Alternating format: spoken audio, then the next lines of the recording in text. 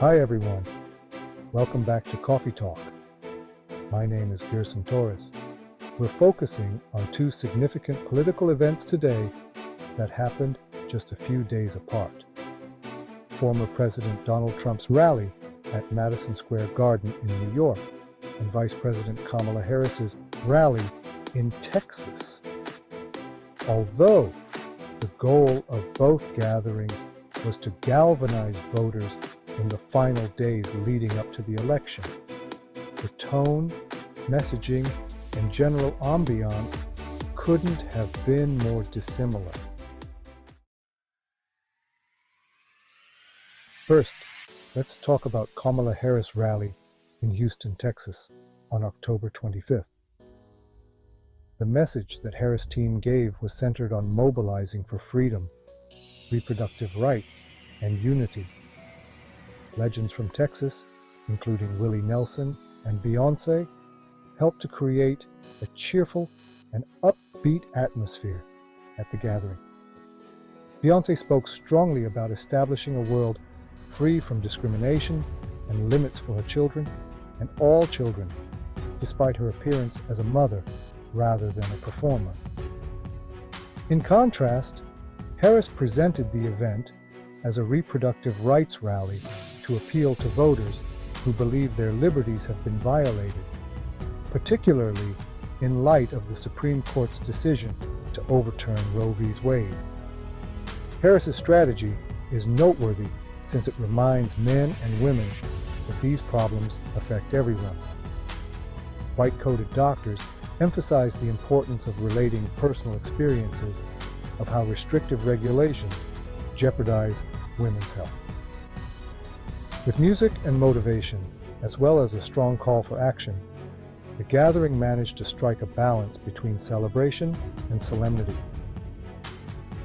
To put it briefly, Harris's event had an inclusive vibe and sought to bring individuals from all walks of life and political persuasions together by tackling issues that impact everyone's liberties and rights.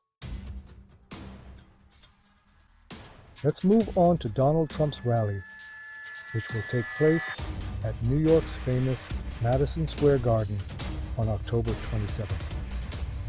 The tone of Trump's event was significantly different, with a major emphasis on disparaging immigrants, political rivals, and even cultural groups. In a city that is well known for having a sizable Puerto Rican population, comedian Tony Hinchcliffe made contentious remarks that opened the evening by making fun of Puerto Rico. Republicans and Democrats criticized Hinchcliffe's remarks, and even though Trump's administration later distanced itself from them, the damage was done. Another highlight of the evening was Trump's speech, in which he reiterated his classic US versus them theme and painted Democrats as a traitorous enemy within. On stage, Trump and his supporters used forceful, frequently brutal rhetoric to portray political rivals as dangers to American ideals. They also pledged to crack down on immigration, with Trump suggesting that 18th century legislation be utilized to enable mass deportations. This was no typical rally. It was combative, vindictive, and filled with slogans that incited terror. Even several Republicans expressed worry, arguing that centrist voters would become resentful of this kind of talk. Instead of fostering unity or attracting new supporters, Trump's rally appeared exclusive, focused more on assigning blame and energizing his devoted following.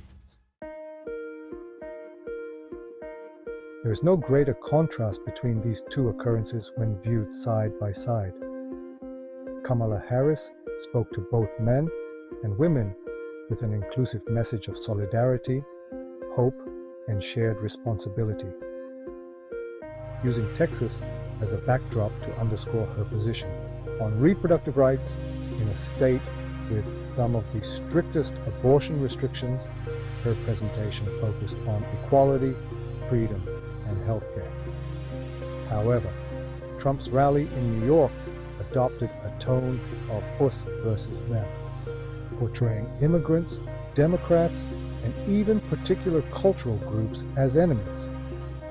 While Harris aimed to bring people together, Trump's rally was polarizing and fueled a sense of us against the world.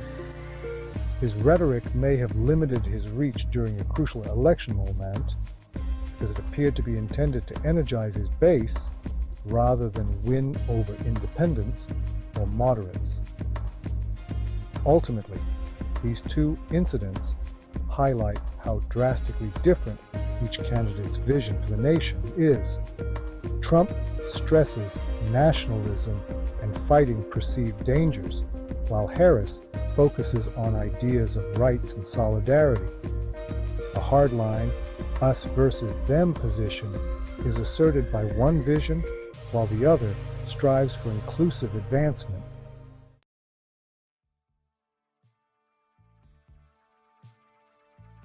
I appreciate you joining me for this side-by-side study on Coffee Talk today.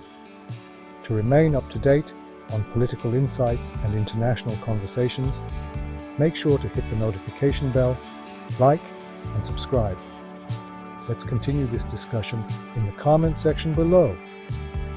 What are your thoughts on these two incidents? Stay informed and involved till the next time.